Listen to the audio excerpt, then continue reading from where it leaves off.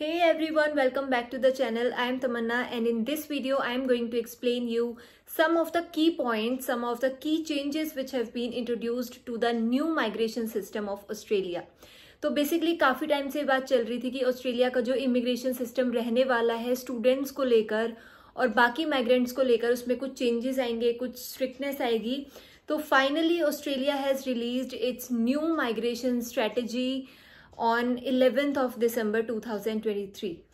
So the first and very important thing is English language requirements. जो भी हम IELTS और PT का एग्जाम देते थे उसकी रिक्वायरमेंट्स अब बढ़ा दी जाएंगी. ये सारे कोर्सेज के लिए है या नहीं है, I am still not clear because return में इसकी कोई मुझे मिला नहीं है रिटर्न में कहीं भी. बट दे हैव रिटर्न की स्टूडेंट्स के लिए जहाँ पे 5.5 बैंड्स चाहिए होते थे वहाँ 6 चाहिए होंगे. TR के लिए जहाँ पे 6 बैंड्स चाहिए होते थे अब 6.5 चाहिए होंगे. एलिकोस कोर्सेज के लिए 4.5 से 5 कर दी जाएगी. तो मोस्ट प्रोबेबली जितने भी कोर्सेज हैं आई थिंक सबके लिए 0.5 बैंड्स अब बढ़ा दिए जाएंगे. Second major change is the genuine student test GST. पहले जो हमारा GTE इंटरव्यू होता था जो लेती थी टू चेक कि आप एक जेन्युइन स्टूडेंट हो या नहीं, जिसमें वो आपके फंड से रिलेटेड, स्टडी से रिलेटेड क्वेश्चंस करते थे. अब उस GTE को रिप्लेस करके GST एक नया जेन्युइन स्टूडेंट टेस्ट इंट्रोड्यूस कर दिया जाएगा. This will also be effective from year 2024 जो नेक्स्ट इनटेक होगा. 2024 में भी फैब इनटेक के लिए एडमिशन्स ऑलमोस्ट हो चुके हैं. तो मोस्ट प्रोबेबली जुलाई इनटेक के लिए जो भी स्टूडेंट्स प्लान कर रहे हैं उस टाइम तक GTE की जगह GST होगा. इसका पैटर्न क्या होगा, क्या क्वेश्चंस होंगे, किस फॉर्मेट में होगा, इसके बारे में कुछ भी अभी रिटर्न में नहीं आया है.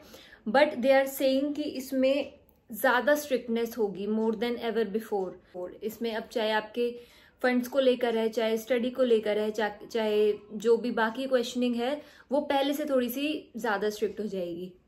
देन थर्डली स्टूडेंट्स को लेकर और कुछ ऐसी चेंजेस किए गए हैं कि अब तक क्या होता था, जैसे जो भी स्टूडेंट्स TR पर होते थे, जब हम अपनी स्टडी फिनिश करते हैं तो हम एक टेम्परेरी वीज़ा पे आ जाते हैं जिसमें हम लोग जॉब्स करते हैं.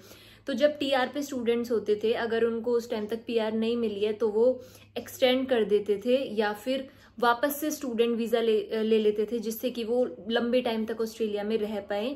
तो अब दे आर सेइंग कि ये अलाउड नहीं होगा. TR जो हैं एक बार अपना TR पीरियड खत्म होने के बाद फिर से स्टूडेंट वीज़ा नहीं ले पाएंगे. इस पर भी स्ट्रिक्टनेस होगी.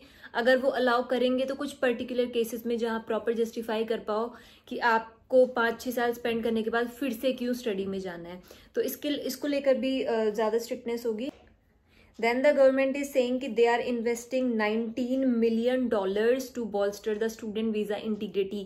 यानी कि इस सारी चेकिंग के लिए जो भी ये प्रोसेस होगा जेन्युइन स्टूडेंट्स को नॉन जेन्युइन स्टूडेंट से आइडेंटिफाई करने के लिए कि भाई कौन बच्चे यहाँ पे जेन्युइनली पढ़ने आना चाहते हैं या फिर काम करने आना चाहते हैं, इसको लेकर गवर्नमेंट इतने मतलब $million में अमाउंट स्पेंड कर रही है ये to better identify non genuine students. तो अगर मैं सिंपल लैंग्वेज में समझाऊं तो गवर्नमेंट कह रही है कि यहाँ पे कई साल तक बच्चे रह रहे हैं, 10-10, 12-12 साल हो जाते हैं.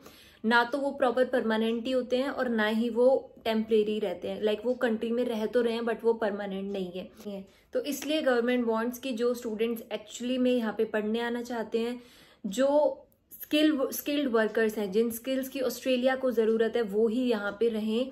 अननेसेसरी जो वीज़ा चेंज कर रहे हैं, student visa TR, student visa TR या फिर TR पे एक्सटेंशन ले रहे हैं सिर्फ ऑस्ट्रेलिया में रहने के लिए, वो चीज़ें आगे से ना हो. दूसरा, जो मोस्टली स्टूडेंट्स अपना एप्लीकेशन के टाइम पे डॉक्यूमेंट्स दिखाते हैं कि भाई पुरानी हमने ये डिग्री करी है और इसलिए अब हम पढ़ाई करना चाहते हैं, ये हमारे फंड्स हैं. कई बार फंड्स जेन्युइन नहीं भी होते तो भी वो अप्लाई करते हैं एंड वीज़ाज आते हैं. तो इन सारी चीज़ों को थोड़ा सा और स्ट्रिक्टली चेक किया जाएगा एंड आने वाले टाइम में वीज़ा के रिफ्यूज़ल रेट्स भी ज़्यादा होंगे. देन नेक्स्ट जो चेंजेस करे गए हैं वो हैं टेम्परेरी ग्रेजुएट वीज़ाज को लेकर. जैसा मैंने अभी एक्सप्लेन किया कि जब हम अपनी स्टडी खत्म करते हैं, हम TR पे आ जाते हैं, हमें 2 से 3 साल का वर्क परमिट मिलता है काम करने के लिए. तो उसमें कुछ चेंजेस किए गए हैं.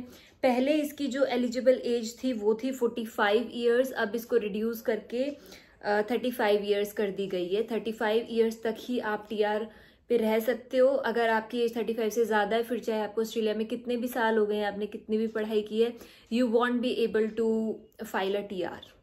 इसमें इन्होंने एक टेबल शो की हुई है कि पहले ये फॉर्मेट था, पहले ये पॉलिसीज थी, अब इनमें ये चेंजेस किए गए हैं।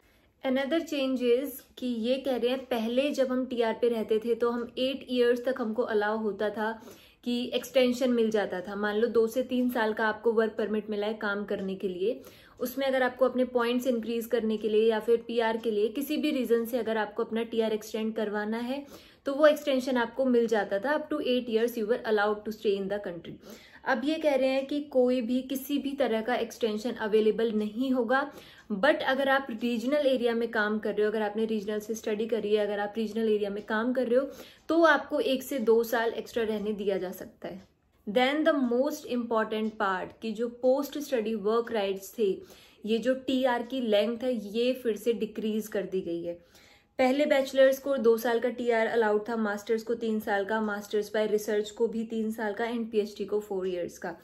अब जो नया टीआर है वो होगा बैचलर्स के लिए 2 साल का, मास्टर्स के लिए भी 2 साल का, यानी मास्टर्स में 1 साल कम कर दिया। मास्टर्स बाय रिसर्च के लिए 3 साल का ही रहेगा और पीएचडी के लिए भी 1 साल कम कर दिया है, अब 3 इयर्स का रहेगा। इसमें जो मेजर कंफ्यूजन काफ़ी स्टूडेंट्स को अभी तक है, इवन मुझे भी है, कि अभी 2023 में इन्होंने एक लिस्ट निकाली थी स्किल्ड ऑक्यूपेशंस की कि अगर आप इनमें से कोई भी कोर्सेज कर रहे हो तो आपको 2 साल का वर्क परमिट एक्स्ट्रा मिलेगा।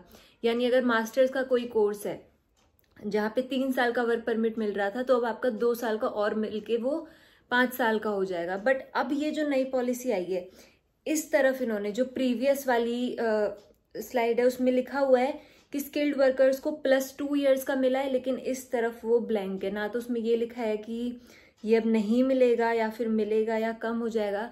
तो इसके लिए आई एम स्टिल कंफ्यूज। इसको लेके मुझे फिर कुछ भी क्लैरिटी मिलेगी कि ये कम कर दिया है या फिर अब पुरानी वाली उस लिस्ट को मानेंगे नहीं, या जो भी होगा I comment down, I pin a comment, या फिर मैं इंस्टा पेज पर इसको अपडेट कर दूंगी। So this is all about the new migration rules, the new migration strategy. ये जो सारे चेंजेस हैं ये 2024 से इम्प्लाई होने की पॉसिबिलिटी है, ऐसा इन्होंने रिटर्न में दिया है। And that's all. I hope you liked the video. Please leave a comment down below if you have any questions.